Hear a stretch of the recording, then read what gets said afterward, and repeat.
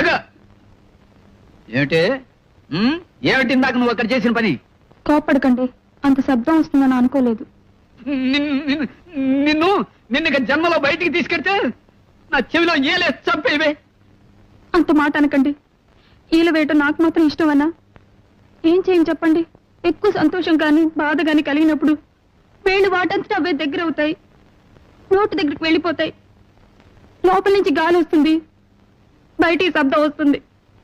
ఇవన్నీ నాకు తెలియకుండానే జరిగిపోతాయండి. నా వల్ల కాదే.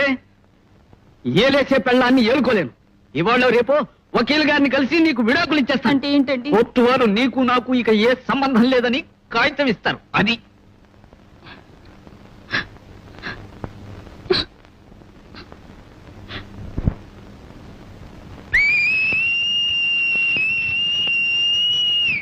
క్షమించండి, ఇది బాధ ఇలా